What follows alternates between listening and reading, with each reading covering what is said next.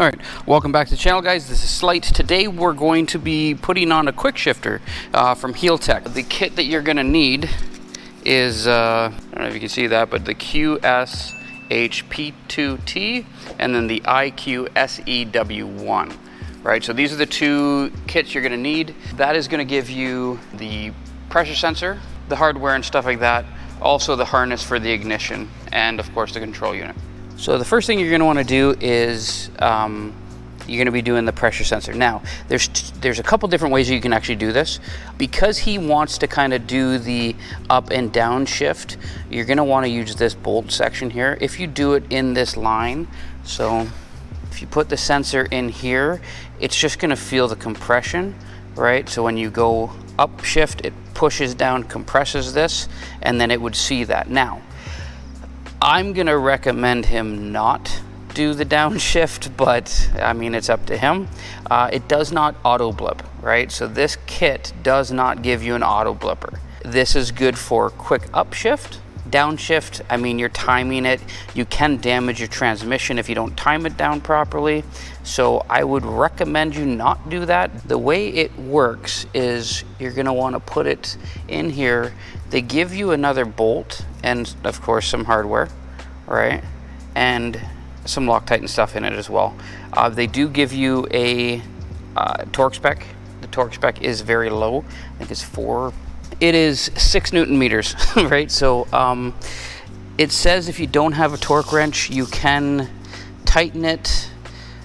Shift arm is tight on the gearbox shaft. Now, I would recommend you using a torque wrench, but I get it, a lot of people don't have, especially one that'll go that low. 6 Newton meters is really not much, right? Another thing is when you're doing that bolt, you do have to check it again. After the first couple drives, you're gonna end up wanting to readjust it, retighten it, and once that happens, you're gonna wanna calibrate it as well. Again, there is an app for this. I will go through that afterwards. I've took the panels off and the seat. The gas tank is loose as well, but we're gonna start with this, 10 mil.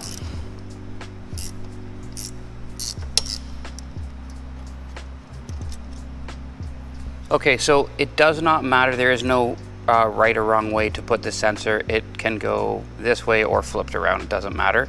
Again, it's gonna have the washer, the sensor, the washer, and bolt right through here. You're just gonna put that in, and then we're gonna tighten it down.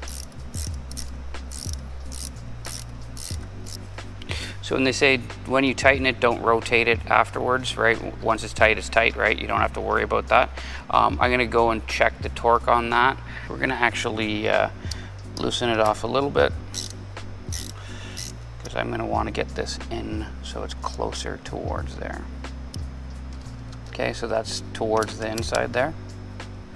We're gonna put a zip tie on. Again, this we want loose. It can go up and down and it's not gonna do anything, right? Lots of play, that way you're not stretching it. So that's the sensor portion of it. I'm gonna just feed it over through towards the compartment, like almost like the glove box area, because that's where the sensor unit is gonna be. Okay. So the control unit is gonna be in there as well, so we're gonna put that over here. Now we're gonna do the wiring section of it. Now the really cool thing about the 1100 is they have these little panels. So they're like so, right? They come in, so you take the bolt out, you take that off, and that's your number 1 coil. Number 2 coils on the other side. Does not matter which one you hook it to, but you're gonna be hooking up both technically. One is gonna be your ground side, one's gonna be your power side. You can test that via a test light, okay? Just the ignition on and then see which power ground. But I do have a wiring diagram. Okay, so it is ground side controlled, which is good because this system would not work with a power control. So it has a joint power, and basically your brown with the black tracers are gonna be your ignition in, right? The power in, right? To 1 and 2. Your ground is the black or red, again, depending on coil 1 or coil 2. So essentially, they give you this as well. This is instructions for it. So basically, the orange wire is your power wire, right? That's your bike's power, right? So power. On this, the Rebel 1100, it's brown with a black tracer. Again, that's on both. Signal on the 1 is black, signal on 2 is red. Okay, so that's that. I like to put it on the system, right? I like to write it down so I'm not guessing. The way it works is this harness side, we are literally going to be unplugging the power side on both units. The one side we're going to bring over to the other, which is number 2. We're going to run right through the actual bike, and we're going to plug that in on that side, where the bike's negative signal doesn't get touched. The black, so the red wire on here, the black connector, we're going to posi tap that, okay, which is this thing here. Okay, once that's done, we're going to posi tap that, and that's going to be your ground. Your power, remember on this side, the power wires are going to the signal, where this one is going to the unit, right? So once that goes to the unit, then it's going to be controlled, and then the green wire is going to be your new ignition power, right? Ground is going to go to a chassis ground. They tell you not to replace it to the battery. If you do put it on the battery, a lot of people like to take stuff out of the battery. So if they forget to plug it back in, it becomes a problem, right? So chassis, ground, we're going to go underneath the tank for that. There's a good spot for that. We can put it there. But yeah, so that's pretty much the wiring in a nutshell. I'm going to kind of show you how to do that, and then we'll go from there.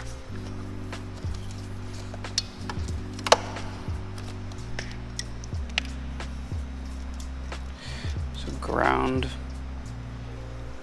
we're going to put that over here because that's where the ground's going to go. We're going to put this, these are all your signal wires, and I have the tank up, so we're going to lift the tank up a bit.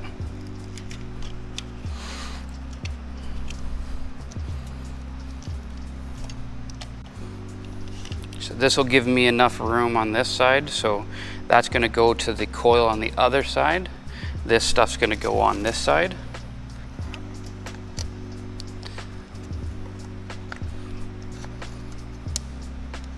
You can see that's a female, that's a male, and again your posi tap. So the green is going to go where the brown was. That's going to be the black here. That's going to be your posi tap one, so we're going to end up putting that in afterwards, but that'll give me a little bit of wiring here. Anyways, this one is going to go, the red goes into this side. So that's that one. Again, green is going to go into the actual coil itself. Okay, so coil, that, and then this one's going to go into the posi tap. So we're just going to have to trim this back a bit so we can get that posi tap on there, and then I can plug that back in. So you got to make sure that this is in all the way. You can see that that comes in. This needs to come up over top of the black wire.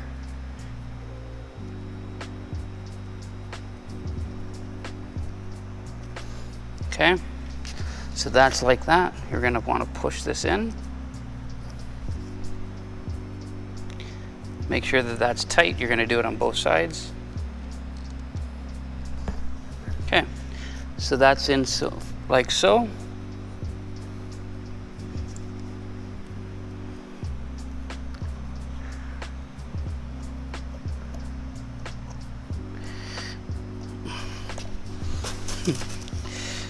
Problem with cameras, it makes it very difficult to actually get to anything.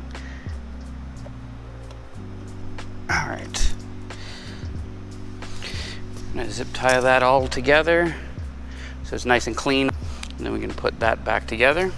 Okay, so the other green wire comes up underneath the tank and then in there, and then this one they want you just to tape off. So that's in. We can put these covers on again.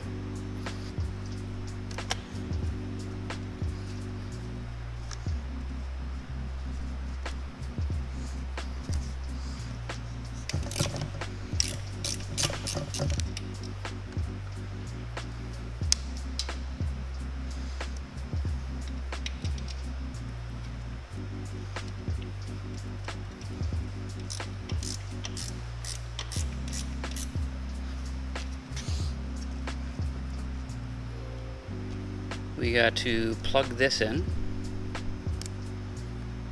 Okay, and then the big connector.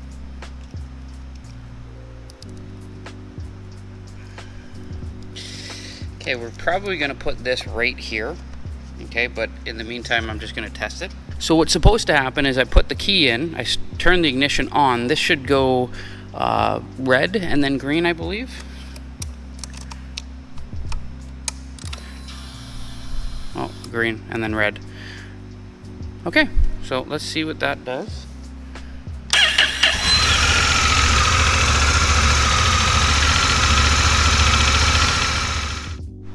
Okay, so everything's back together. It's pretty much just the paneling and stuff like that you have to put together.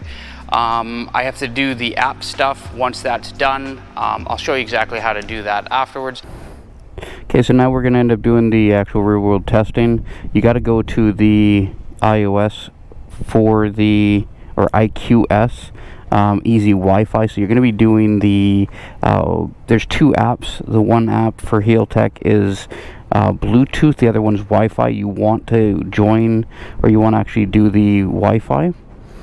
And then we're going to join the network. We're going to start this up. It's in first right now, so.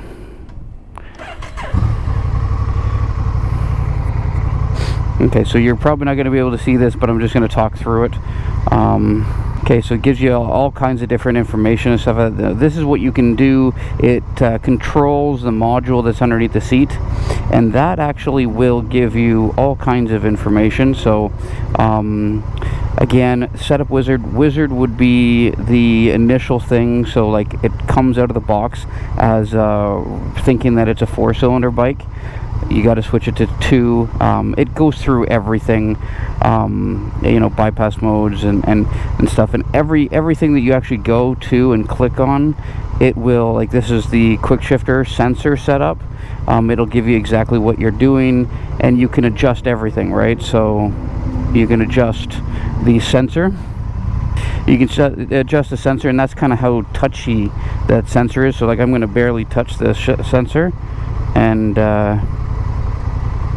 it sees it, right? So anyways, everything that's on here will give you a description at the bottom of each page, which is kind of nice. But yeah, I mean, I'm not going to go through the whole app with you. If you're going to end up going through it, you can actually, if you end up buying it, you can actually look through it yourself. It's pretty, there's a lot of information in here, and you can always set up your, like RPM and all that stuff. It's pretty good. They do a pretty good job with this. So I've set it up so that it won't shift anything below 3.5. You can bring that lower, but you don't really want it too low, so it'll stall out the bike. I mean, again, all kinds of different things. You can go to cutoff times, all stuff, right? There's all kinds of things you can do with it. But anyways, we're going to end up showing you how this works. Lots of bikes out today. You know what? I'm going to actually take this off. And that way you can actually see my hand, that my hand's not actually shifting anything, right? So you have to do it in the first gear, obviously. Let's get going. Okay, so basically what I'm going to do is I'm going to show you the shifting. I'm not going to go too crazy, and all I'm going to do is shift up. So right up here, no shifting, right? Hands are up. Of course, this guy's in front of me is not going fast enough, so I'm going to let him go. So you're going to go in and just regular shifting, hands up in the air, right? I'm in second, third, right?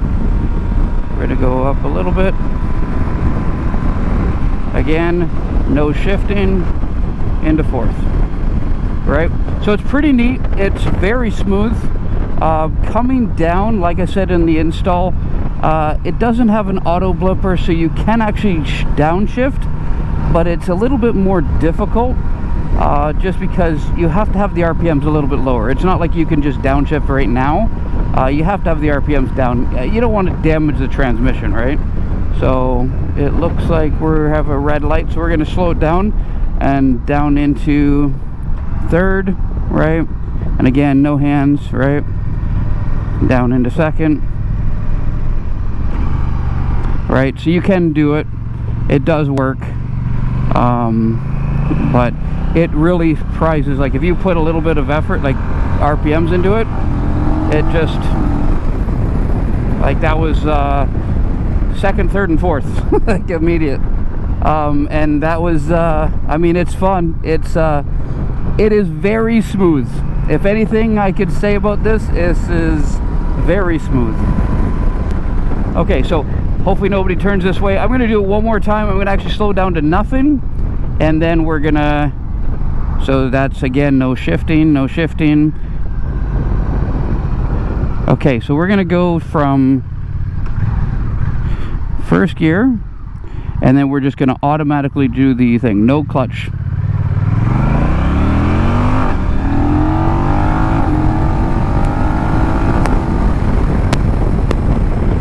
So that's first, second, third, and fourth, and just like smooth, right?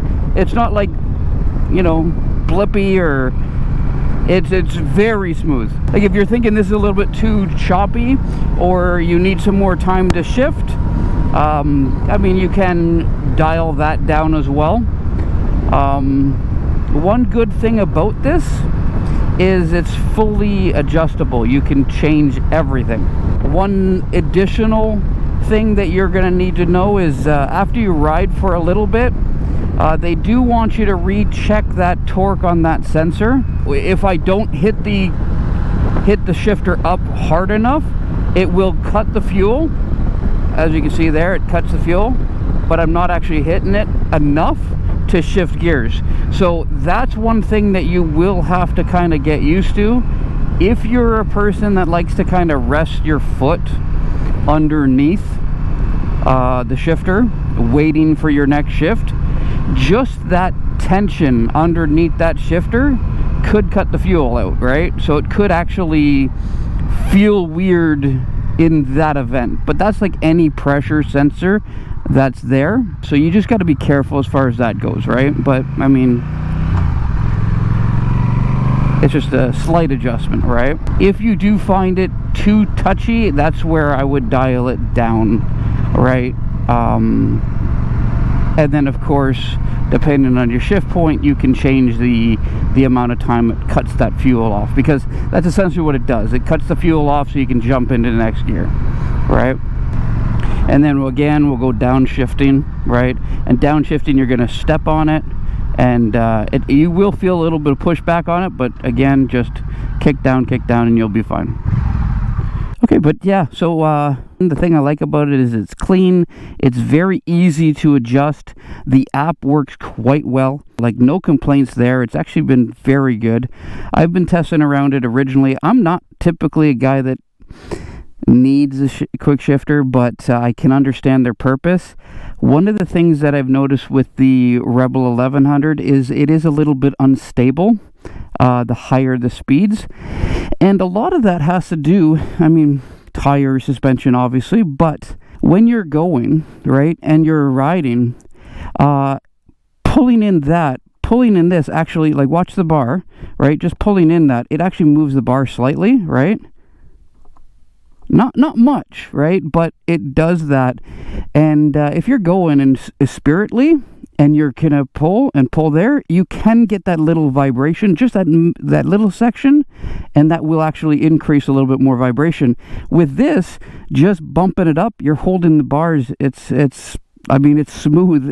It's smoother doing that shifter at like highway speeds than it is even using your clutch. And like, I love the clutch shift. But anyways, I hope that was helpful.